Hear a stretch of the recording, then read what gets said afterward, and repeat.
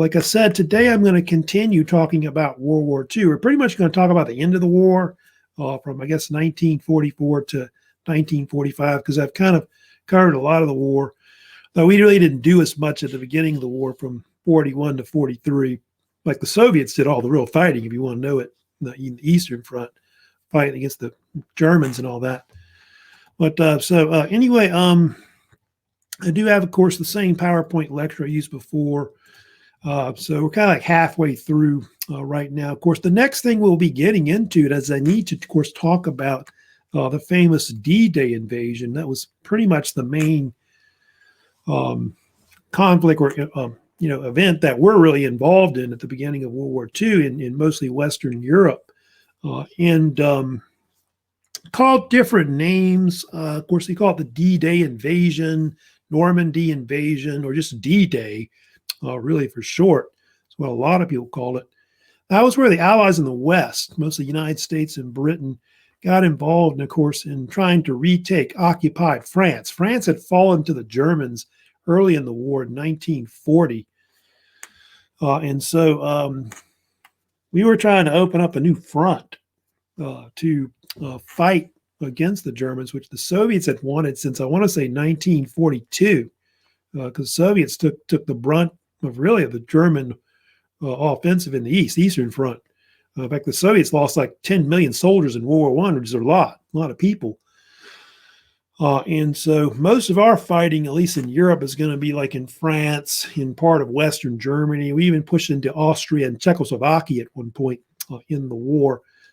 And we put up most of the forces that fought in the West, like I'd say 2/3 of it, and the rest was put up by Britain and some other allied powers like France and Poland and a few other countries that were considered free. Of course, the D-Day invasion had different nicknames. The common name they used to call the invasion is Operation Overlord. That was a secret code name for it. Like you said, it involved U.S. and Britain, but Canada was involved. The Free French were involved. There were some Free Polish forces that also kind of got involved in it. But we put up most of the forces, and most of our training for this, of course, operation occurred in the United States and also in southern England as well before the war actually broke out. Involved several million, of course, troops. And the Allied Expeditionary Force, sometimes called the AEF, was eventually commanded by Dwight D. Eisenhower, a man, of course, we'll be talking about later that'll be president of the United States in the 1950s. Of course, very fondly known as Ike, they called him. And he, of course, would lead the forces to take occupied France, of course, starting on June 6, 1944, which is what they call D-Day. D-Day was not supposed to be on June 6th. It was actually supposed to be on June 5th. But because of weather, they postponed it, if you know about this. And so you can see there about 160,000 troops were involved in landing on the first day of battle over a 50-mile stretch on what is the coast of Normandy, France, which is in the northern part of France. I do have a map showing you, of course, that right here. And that's the invasion route they took across the English Channel. And so mostly British and American forces were involved. They also involved airborne forces were also involved as well. And American forces landed on two main beaches you've probably heard of, which were Omaha and Utah Beach. Omaha was really the bloodiest beach, landing beach the Americans were involved in. I think we lost like 1,000 men or more on the first day. And then the British, Canadian, etc., they landed on these three other beaches as well, which were to the west, which were Gold Sword and Juno. You can see also airborne forces were used. The British had airborne forces, and of course the Americans used the 101st and 82nd Airborne Divisions were involved also as well. They were used to kind of seize control of like important bridges and other roads that were inward, so that they could then push inward and take part of Normandy. If you know about D-Day, the D-Day invasion was the largest amphibious invasion in world history. involved over 5,000 ships, 11,000 aircraft involved. In fact, the German Luftwaffe, their air force, was pretty much obsolete by then. And I don't know if you've heard of Andrew Higgins, who's from New Orleans. He, of course, was instrumental in developing a lot of the landing craft that would be used at D-Day. Hitler at one point called Andrew Higgins the new Noah. And if you've heard of that before, he developed these landing craft called the LCVP landing crafts that a lot of people call it Higgins boats, more or less. Those were used a lot to land troops along like sites like at D-Day, and they use them a lot in the Pacific. You know, a lot of naval battles and amphibious type attacks. Originally, the boats were designed for use in marshes and swamps. If you know about Louisiana, where we're at, so that's what really made D-Day possible. I think without that, I don't know if they would have been able to land all these forces, you know, on the shore and be able to do this, because Hitler had been trying to basically build that Atlantic wall to defend that whole northern coast of France, which Erwin Rommel helped supposedly develop, which didn't really work. Now, after we landed, here's a picture showing one of the Higgins boats right here, where they're landing on, of course, on the beaches right there. But after the U.S. forces landed, we were able to get a beachhead on the northern coast of Normandy. That led to the so-called Battle of Normandy, which took place over a 2.5-month period between June to August of 1944. And in that battle, the Allies in the West routed the German forces, like badly. Almost took out all their forces, by the way, but they were able to escape and flee eastward. And so then, like after that, a few weeks after that, the U.S. forces and their allies took back Paris, which Paris fell to the Axis powers, of course, from them on August 24th, 1944. So basically, after Rome fell, Paris fell, of course, and then Berlin later falls last. So yeah, at that point, the Germans, you know, started retreating, you know, after that towards Belgium, because, you know, the Germans were really sandwiched between the Soviets in the East and the Allies in the West, British and Americans. And so that was really a really big concern for the Germans. They were really worried about being, you know, pushed back through Belgium into Germany at that point. And one of the things, of course, I do need to talk about, which is famous, of course, at the end of World War II, of course, is that the United States, of course, our biggest battle really in World War II was the Battle of the Bulge, which took place over like 3-4 weeks in December of 1944, in January of 1945, over the winter of 1944-45, which was our bloodiest battle. We lost a lot of men. I forget, close to 40,000 men were killed and wounded at the Battle of the Bulge. This was actually one of Hitler's last major offensives. He was really concerned about trying to defeat the Western powers like Britain and the U.S. So he could face off against the Soviets. And so he gambled, if you know about this, in 1944. He decided to do a winter offensive through the Ardennes Forest, which Hitler had done in 1940, by the way, against the British and the French, which had succeeded.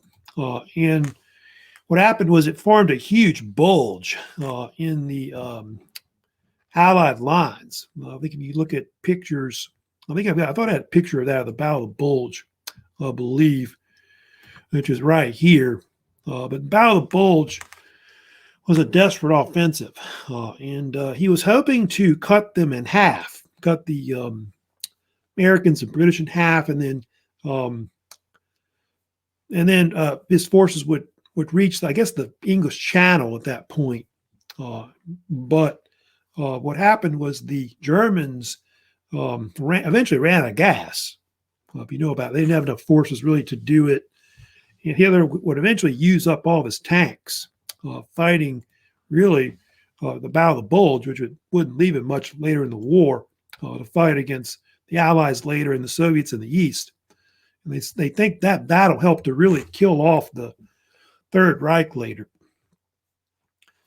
Oh, there was a story where you may have heard about this, how some Americans were encircled at Bastion. It's kind of a famous story, which is well known, of course, in the Battle of the Bulge.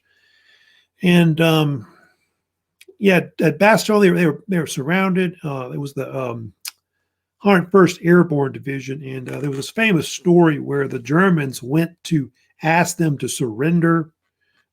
This was under General Christy McAuliffe. You may have heard of this.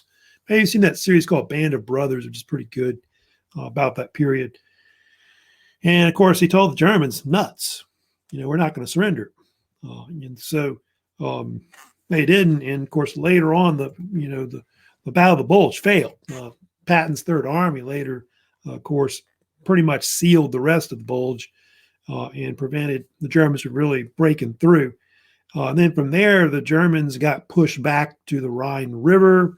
And then by the early spring, the Allies began pushing into Germany after that. And Germany pretty much collapsed about the spring of 1945 after that. Really, the last big battle they have in the European theater is the Battle of Berlin. You see there, which was fought between April to May of 1945. That was the bulk of it. And the Allies in the West decided to let the Soviets take Berlin, which maybe was a mistake later because, that would later be a big cause of why the Cold War occurs later. But I think the West, like the Americans, like Eisenhower, didn't really want us to do it because we didn't want to get more Americans killed and all that. And I think we were more concerned. I think we thought the war was pretty much ending anyway at that point. We were more concerned about the Japanese in the Pacific, trying to finish them off later. So basically what happens at the end, of course, the Soviets take Berlin by May of 45. Hitler kills himself, at least that's the theory anyway, is that in his bunker below what's left of the German chancellery, he committed suicide on April 30th, 1945. Although the Germans said that Hitler actually died in battle. So kind of a debate about what really happened to Hitler. But of course, the theory that the Allies came up with after the war was that Hitler, somehow killed himself. And of course, there's all these conspiracy theories today that Hitler survived the war. I don't know if you know about this and went to South America, and who knows if that's really true or not. I don't know. I have no idea about that theory, about that. A few days later, officially, the Germans began surrendering, which the official date, I guess, is usually May 8th, 1945. That's pretty much when the Germans first surrendered to like the Allies, like Britain and U.S. first. And I think on May 9th, they surrendered to the Soviet Union, truthfully. And VE Day, or Victory in Europe Day, became May 8th, pretty much. And of course, it's still celebrated every year in Europe when World War II ended. Germany itself was devastated by the war. So, Hitler's dead and all that. Of course, the casualties in World War II are really bad. 60 million people, of course, they think died in World War II. Soviet Union had the most casualties. At least 10 million soldiers died. And if you add civilians in, you're looking at 15, 20 million people dead. China had like about 10 million dead. I think Germany had 8 million dead. Japan also had a lot of people dead too as well. I think Japan was, I want to say, fourth most deaths in World War II. We had about 400,000 Americans get killed in the war. So that's about the amount of people that died in World War II for our side, pretty much.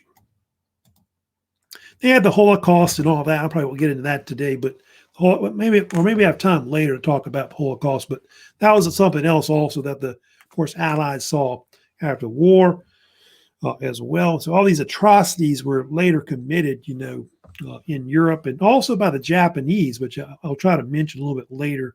Also is about. Now, I'm also going to get into and talk about what happened in the Pacific. So I need to talk about that as well, because the war wasn't over for us. We, of course, still had to fight the Japanese as well. And so between 1942 to 45, really, the United States fought the Pacific War or Pacific Campaign against Japan.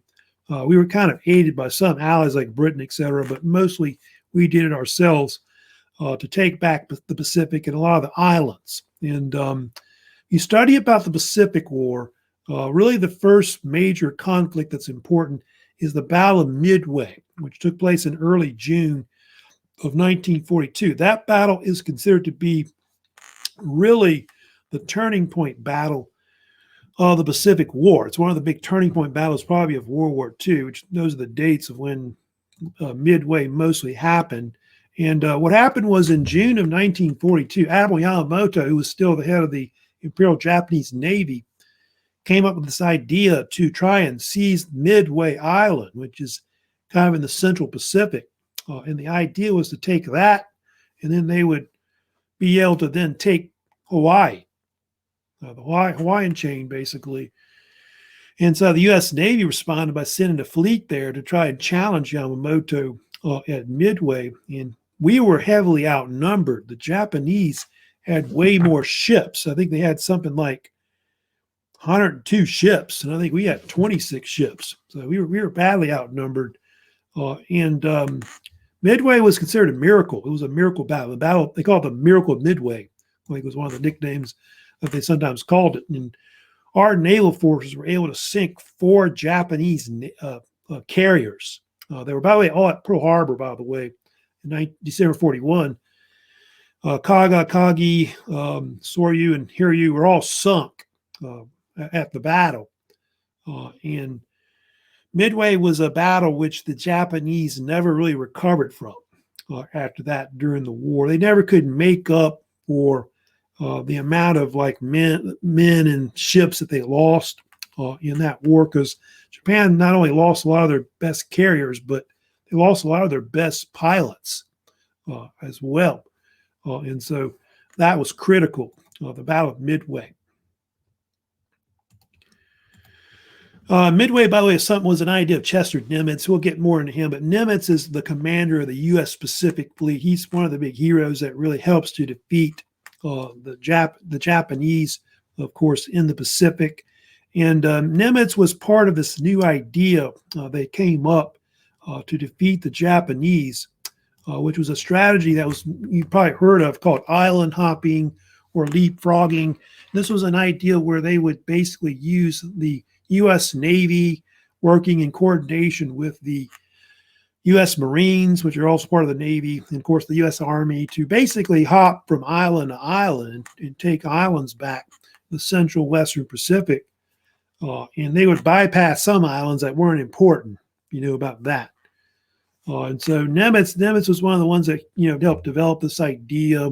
Nimitz had his idea, he wanted to like attack through the Central Pacific and try to take like the Mariana Islands and things like that, and then try to go towards Japan that way. And then Douglas MacArthur, who was, not by the way, should be Army, not a little typo there, but Douglas MacArthur, who was part of the U.S. Army fighting in the Pacific, he had his own ideas too, of course, which was to attack through the Southern Pacific is what he wanted to do. And of course, what you know about what MacArthur wanted to do, MacArthur wanted to take back the Philippines, which had been lost in 1941-42. And I think he had made that promise, if you know about it, where he said, I shall return to the Philippines. And so that's mostly what he wanted to do. But I think the Philippines ended up being not as important compared to, say, the Mariana Islands, which were closer to Japan and all that. I'll kind of go through and talk about some of the different battles that we fought in the Pacific. You can see here's an island hopping map of the different key places that we took back in the Pacific. The first place we really took back, if you know about it, was the Solomon Islands chain, which is here located above Australia and east of what is New Guinea today. It's right above the Coral Sea. Well, we fought a naval battle there called the Battle of Coral Sea, you may have heard of.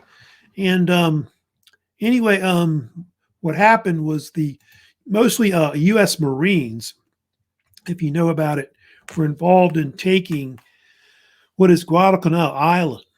So it's called the Guadalcanal campaign. they dubbed, which took about 5-6 months, from August to February of 1943. Guadalcanal is considered to be one of the first major battles that the U.S. Marines fought in World War II.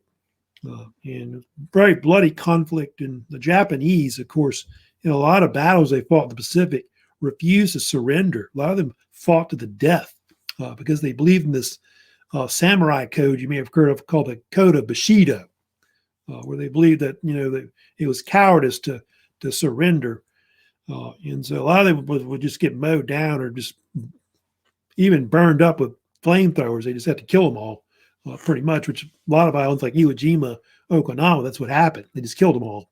They had to, and then in 43, the U.S. then took back the island of Tarawa, which is in the Gilbert Islands, which you can kind of see in that map right here. Tarawa, it's part of the Gilbert Islands right there, which the Japanese had seized. That was also taken back mostly by the U.S. Marines as well. They would also take back the Marshall Islands, which are right above that, but I don't think those were as important right there. And then, of course, the islands that were really the most important strategically, really in the Pacific, were the Mariana Islands. Those were really very important islands, like Guam, Tinian, and Saipan, which you see, which are basically they're right here west of the Wake Island and Marshall. They took back Wake Island too, which is right here, but basically they took back these islands right here. And the reason why those islands were important was because the U.S. could then use those as bomber bases. Like if you go on Google Earth, you can still see where the old runways were on a lot of these islands, where they used like B-17, B-29, and other bombers to bomb Japan. And that's why they're so important. Of course, Tinian was one of the islands where they launched the atomic bomb. That was 2 of them that were dropped on Japan. That helped, of course, in the war. So anyway, I do have some other slides if you want to look at them later. So Battle of Guadalcanal, like it was a 6-month battle.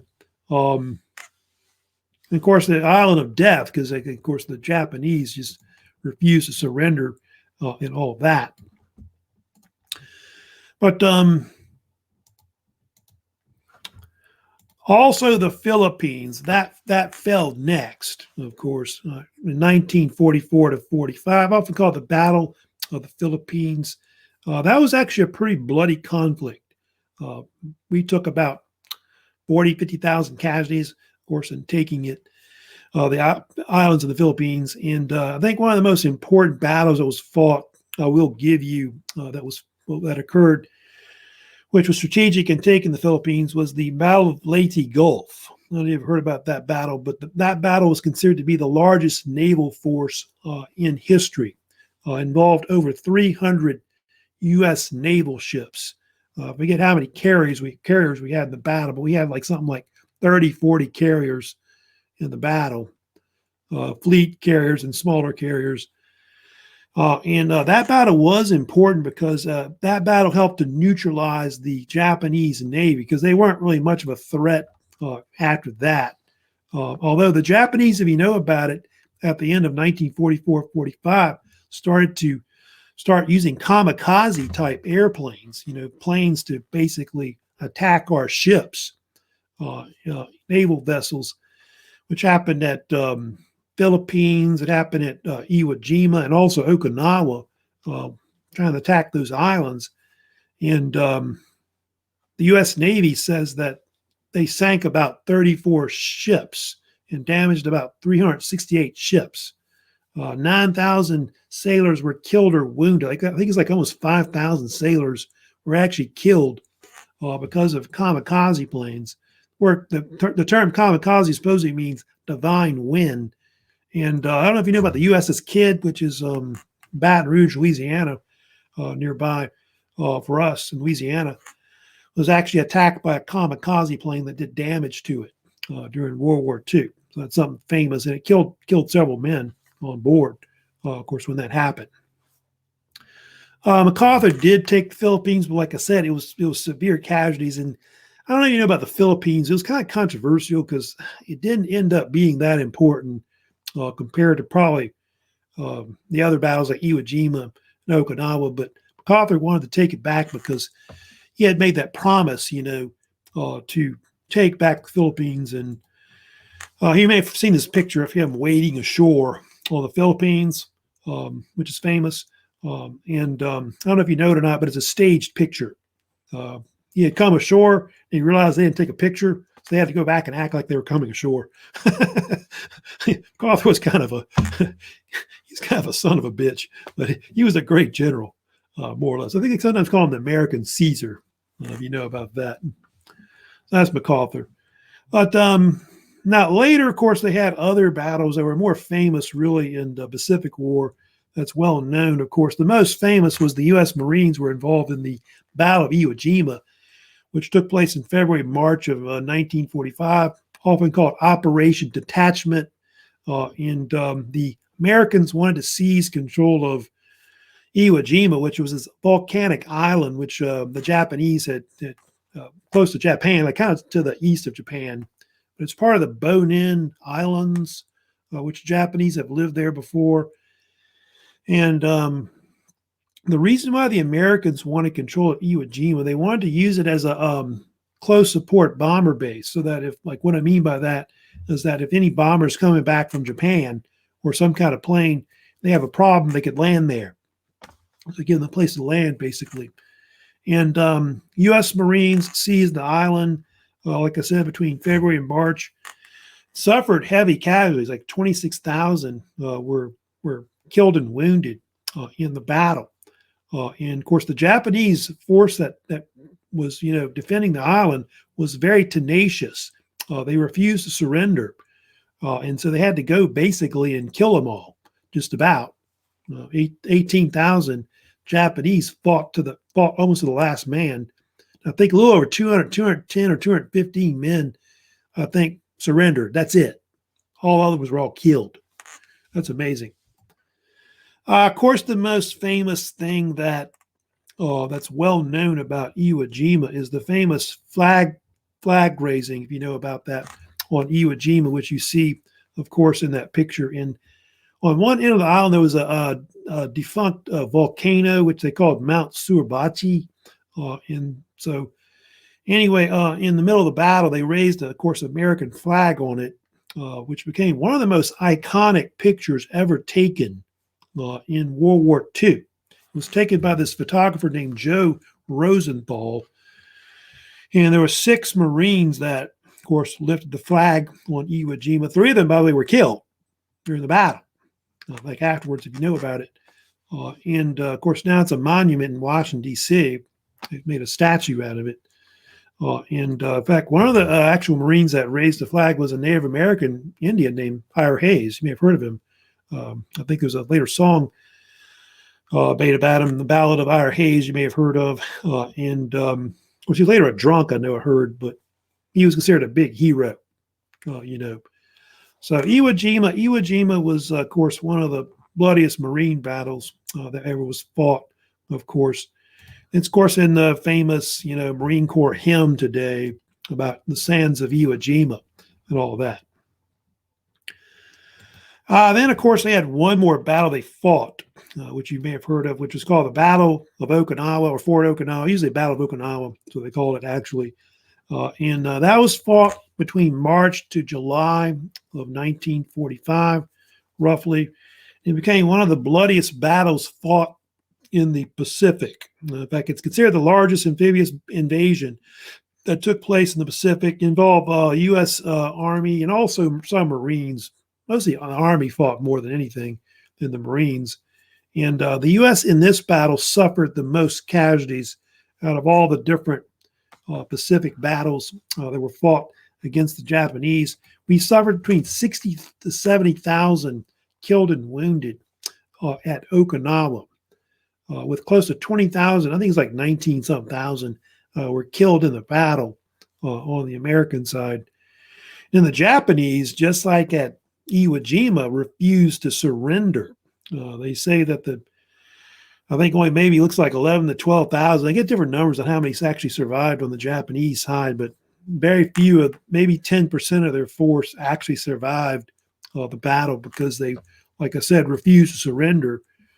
Doing like kamikaze attacks on land, I guess, and then also kamikaze attacks from the air were also really severe. Also with the Battle of Okinawa, and the reason why the Americans wanted to take Okinawa is that we were planning to invade Japan in 1945 to probably 46. And so, but what's going to happen, later is that we'll develop the atomic bomb, which eventually saves a lot of American lives. In fact, they had something called Operation Downfall, which we were getting ready to do, which was a mass invasion of Japan. And I think the estimated numbers of casualties that were going to be at least 600,000 men were going to get killed. And I think they were going to invade with like 5-6 million men to try to take Japan. So developing the atomic bomb really, in a sense, was obviously the better deal. I know a lot of people don't like it because of what happened with Japan, getting all the people getting killed, but it helped to shorten the war in the end. So basically, one of the things that happened, of course, at the end of World War II was that Franklin D. Roosevelt developed what they called the Manhattan Project. What was the Manhattan Project? It was a secret army project to develop a super weapon, what would be like atomic weapon or atomic bomb, basically, which originally was going to be used to drop it on Germany, like on Berlin, to end the war. But the war had ended, so they ended up using it on Japan instead. That's what happened. That would later be chosen, of course, to make that decision would actually be Harry S. Truman, who would become president in April of 1945 because Franklin D. Roosevelt died in office. So he's one who would actually make the choice in using the super weapon that they called it. And actually, the idea of the Manhattan Project was Albert Einstein. He's, of course, a famous scientist and genius. He was the guy that really came up with the idea because Einstein, who had left Germany, knew that the Germans were working on a bomb themselves, using, I think, what they call heavy water, I think it was. And so he knew they were doing it. Japan also was, believe it or not, trying to work on one too, I think near the end of the war. And so that's why we developed it, because we were worried about the Germans doing it too. Because imagine the Germans had gotten the atomic bomb and they could drop it on London, on Moscow or Washington, D.C., and they could have, ended the war that way as well. They would have gotten a super weapon like that, God forbid. So under a general named Leslie Groves, you may have heard of him. He was an American general, actually a Corps of Engineers general, who was also an engineer. He's the one that ran the actual Manhattan Project. So the whole thing was a military project controlled by the U.S. Army. Very secretive project, by the way. Very few people knew what they were doing. If they told them what they were building, they would say, "Oh, we're working on the gadget." And the headquarters of the Manhattan Project was at Los Alamos, New Mexico, which is where pretty much our main nuclear program is today. And I don't know if you know much about Leslie Groves. He was well known for being the engineer that designed and built the Pentagon building in Washington, D.C. That's where the headquarters of the Department of Defense is for the United States. And so he helped design the building and construction of it. And then after he finished with that, he was given the task of running the Manhattan Project and, of course, developing the bomb, which he was pretty successful with as a general. And Groves hired this man named J. Robert Oppenheimer to actually develop the actual bombs themselves. There's Oppenheimer right there. And Oppenheimer was an American physicist. I think he actually taught at Berkeley, California. And he's the one that helped design and develop the actual bombs. He later got the nickname the father of the atomic bomb, kind of an awful, dreaded name to be called. But he's the guy pretty much that, develops them. And he actually later saw himself as a destroyer of worlds when he realized that what they created was this awful bomb that could blow up the world, nuclear technology. And the development of the bomb, of course, took a stay. It took a while for them to develop it, but by the summer of 1945, July, they built the first atomic weapon, which was actually nicknamed the Gadget, is what they called it. They put it on a tower in what is Alamogordo, or near Alamogordo, New Mexico, is where it was actually tested. They tested the first atomic bomb, by the way, which was called the Trinity Test, is what people dubbed it. And it was successful. And so they realized they had this super bomb that they can now, help to end the war at that point. So what happened was the bombs were then shipped across the Pacific to the island of Tinian. I don't know if you know about the first bomb, Little Boy, but it was shipped on the USS Indianapolis, which was sunk by a Japanese U-boat. Most of the men got killed. So it's very, very secretive about the project. And of course, the other bomb was called Fat Man as well. Those are the two bombs that they eventually built afterwards. I have pictures of both of them, which are there, the Fat Man and Little Boy bombs. Of course, that would be dropped on Japan. And the Little Boy bomb, which is the one, the green one in front, was a uranium bomb. And the one in the background that's yellow was called Fat Man, which, of course, was a plutonium bomb. And both those, of course, would be eventually dropped on Japan. The first one, which you see there, Little Boy, that one was first dropped on Hiroshima on August 6, 1945. That was the one, of course, that was dropped by the Enola Gay, which you saw in that little short video by Paul Tibbets, who was later a colonel. Anyway, that's, of course, Tibbets and his crew. I love the shorts, by the way. That's basically a picture taken, I guess, before, the mission that took place. And I don't even know if you know about Paul Tibbets, but he, of course, was a great American hero, but he was, later accused of being a baby killer and all this stuff because they, dropped the bomb on Japan and all that. So it's kind of controversial now about it, but he's to me still considered a great American hero for helping to end the war. Because we could have dragged on this war with Operation Downfall, where 500,000 men could have been killed in the war, and he helped shorten it. The first bomb did, of course, kill, they think, close to 100,000 people in Japan when it was dropped on, of course, Hiroshima, which wiped out several square miles of the city. Most of the buildings were leveled. And of course, a lot of people got radiation poisoning afterwards, and a lot of them died because of it. Here's a picture, of course, of the mushroom cloud that's, of course, famous about, these atomic weapons that were used. Of course, later the so-called hydrogen bomb does the same thing, but bigger mushroom clouds than that.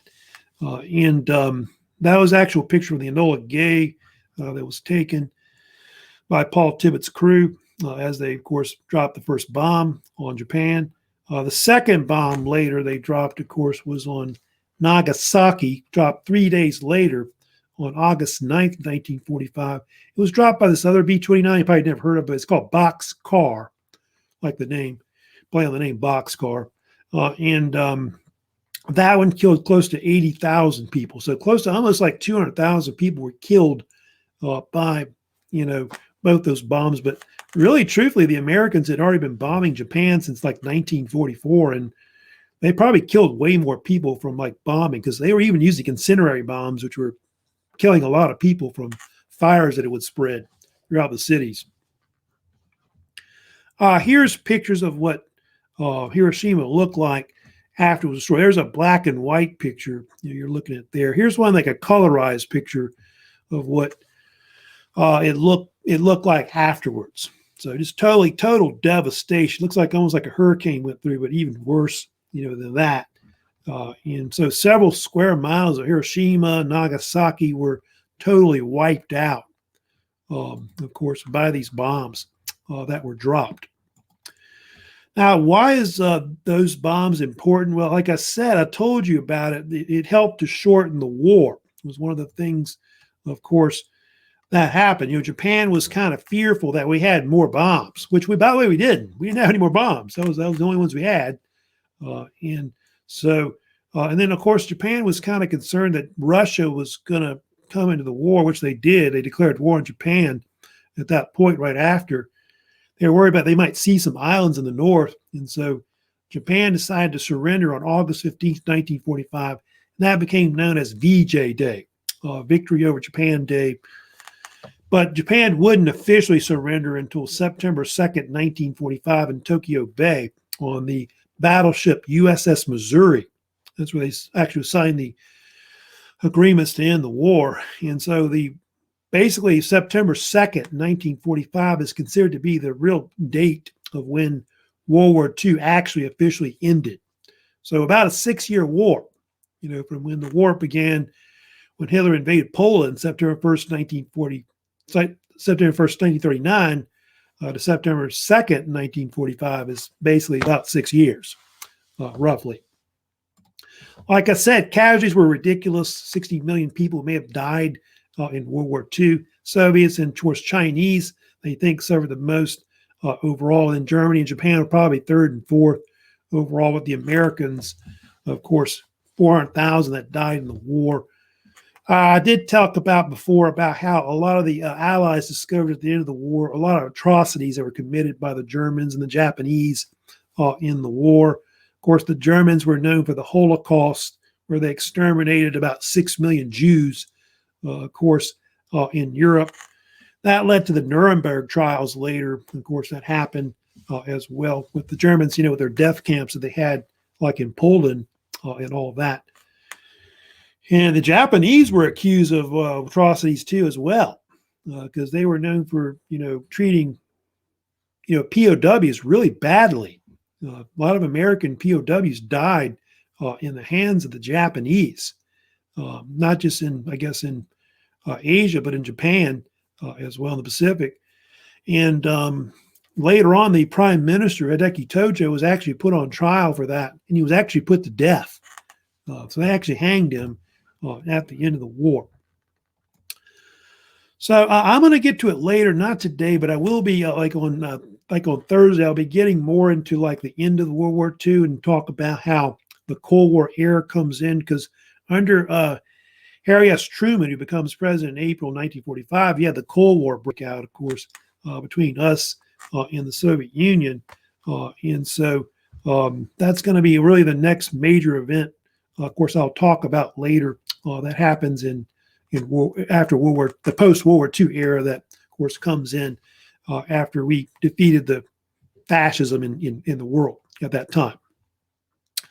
So yeah, let me go ahead also. I'm going to go ahead and just for a few minutes, and I'm going to review as well over y'all's, I'll just do a review of all the material we've covered for World War II overall. So let me go through here real quick. So yeah, going back to what we talked about before, back to like before the war broke out. Of course, the United States passed a bunch of neutrality acts up to 1939. So when the war broke out between 1939 and 1941, the United States was neutral. So we didn't get involved in the war initially.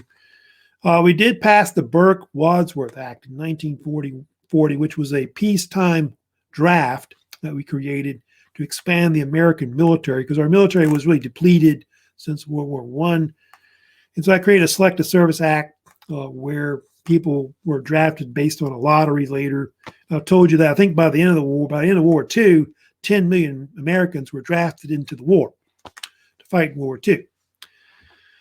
Cash and carry policy was that policy where the U.S. Allowed like Britain and other allies to come and pick up armaments to fight against fascism, and then they could pay cash for it. And then in 1941, we had the Lend-Lease Agreement or Act passed by Congress. And that allowed us to lend or lease war materials to the allies like Britain, China, Soviet Union. And that really helped with the war effort. And part of why fascism was defeated was because of all this kind of like almost like free aid we gave them, which a lot of them, some of them never paid back. If you know about that, of course, later. And Lend-Lease was one of the things that got us in the war, because we started getting into an undeclared war with the Germans at that point. And so that's what got us in the war later. Then I talked about Japan. Japan, of course, between the wars, developed their own empire, which mostly was in Asia. And eventually Japan invaded like Manchuria in 1931, which created a puppet state there called Manchukuo. So that was one of the initial things. Japan already controlled Korea at that point. Also in 1937, they invaded China and sparking the so-called Sino-Japanese War, which would be really the longest conflict in World War II from 1937 to 1945. And China lost like 10 million people, second most deaths really in World War II. And Japan was, of course, known for a lot of atrocities that their armies committed in Asia, like the rape of Nanking, you may have heard of. Also, the U.S. backed the Chinese Republican forces. I didn't really talk about it, but China was led by this general named Chiang Kai-shek. He was the guy we supported. And so we sent arms. We sent the Flying Tigers, I told you, which was this American volunteer force of pilots to help the Chinese Air Force. And it was led by Claire Chennault, who was an American general. Why did the Japanese attack us? A lot of it had to do with the fact that the U.S. in 1941 put an embargo on Japan because we wanted to get the Japanese out of Asia. And so the Japanese retaliated with attacking the U.S. Pacific Fleet in Hawaii, at Oahu. Of course, the famous date was December 7th, 1941. And of course, the head of the Imperial Japanese Navy that helped to plan it was Admiral Yamamoto. And so attack on Pearl Harbor, of course, eventually led to the U.S. declaring war on Japan December 8th, 1941. Later, we got involved in the war in North Africa. If you know about it, the U.S. was involved in what they call Operation Torch, led by Dwight Eisenhower, and also George S. Patton. We were involved in trying to take back Morocco and Algeria, which was held by the Vichy French, who was allied with the Axis powers. That helped to really strangle Erwin Rommel's forces that was trying to take over North Africa at the time. Operation Husky was an allied invasion, mostly involving the U.S. and the British. That's where we took Sicily in July of 1943. That was the initial invasion that started the so-called Italian campaign, which would last from 1943 to 45. And the fall of Sicily was important because it led to Mussolini resigning as prime minister. The Italians dropped out of the war. So we didn't really fight them after that. But the Germans kept fighting the war. And the Italian campaign dragged on until May of 1945. Those were important battles. I didn't really go into details about those, but the battles of Monte Cassino and Anzio were important battles fought in 1944 to take Rome. I think Monte Cassino was really the most important one.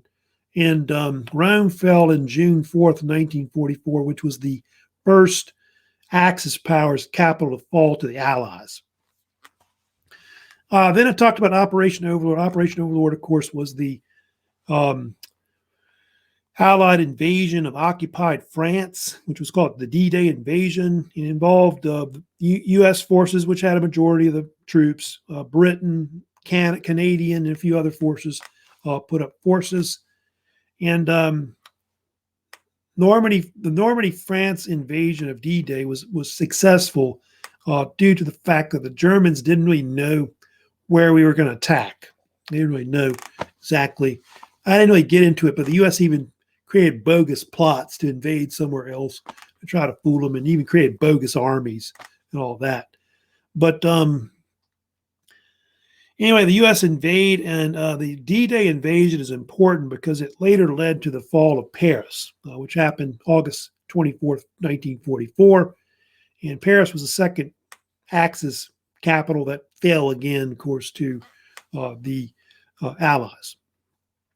Battle of the Bulge happened December 1944, January 1945. That, of course, was the last major battle that we really fight in Europe. That's important.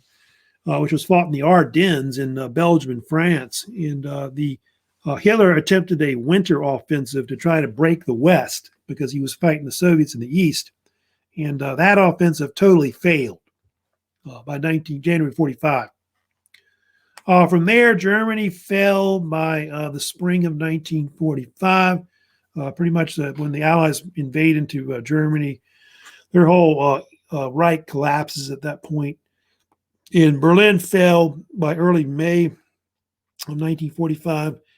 Hitler killed himself supposedly, and of course they have VE Day on May 8th, 1945, Victory in Europe Day, and that's when officially the Germans would surrender, of course, to the Allies at that point. I told you in the Pacific Ocean, the U.S. fought Japan in a series of land, naval, and air campaigns, which a lot of carrier battles were instrumental in the war. I talked about the island hopping strategy, which is a strategy where the U.S. Navy, Army, and Marines basically hop from island to island to take back important islands from the Japanese. It was also called leapfrogging strategy. And the Battle of Midway was considered the most important battle of really the whole Pacific campaign against Japan. Midway, if you remember, was one of several carrier battles where the U.S. Navy under Chester Nimitz was able to sink 4 aircraft carriers of the Japanese in the battle in early June of 42. And so that battle was strategic because Japanese never really recovered from really that battle. Midway was one of I think 5 carrier battles that were fought in the Pacific at one point. Battle of Guadalcanal was really our first major land battle fought against the Japanese, which involved the U.S. Marines. That was important in taking back the Solomon Islands, which were a series of island chains that are near Australia, New Guinea. And so that was really our first taste of real battle against the Japanese. We also took back Tarawa, I told you, the Mariana Islands, where Guam, Tinian, Saipan is. We also took back the Philippines under MacArthur, 1944-45. That involved the naval battle of Leyte Gulf I talked about, which is really one of the largest naval battles in history. The Battle of the Philippines was a bloody conflict, which took several months to actually do. These 2 battles are probably more important. Iwo Jima, Okinawa, those are really the 2 last major battles that we fought against Japan in the Pacific. Iwo Jima, of course, was a famous U.S. Marine battle that took place in February, March of 1945.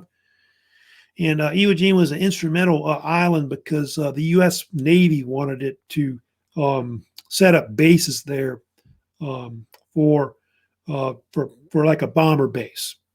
That and the Army. And then Battle of Okinawa, of course, was the last battle we fought against Japan. That was the bloodiest, of course, battle fought in the Pacific. It's really the largest amphibious battle ever fought in the Pacific, I guess, outside of D-Day. And we had our most casualties there. And of course, Okinawa, Iwo Jima, and also, Leyte Gulf and all that were all famous for the kamikaze planes that the Japanese, of course, attempted, which failed later. So both those islands fell. Of course, the U.S. was going to use Okinawa to invade Japan with so-called Operation Downfall, but that never really happened. And so Harry S. Truman made the decision to drop the atomic bomb on Japan, because FDR died in April of 1945. And so we developed the Manhattan Project. The Manhattan Project, of course, was a secret U.S. military project to develop a super bomb, atomic weapon to drop on Japan. And it was led by, I told you, General Leslie Groves, who was part of the U.S. Corps of Engineers.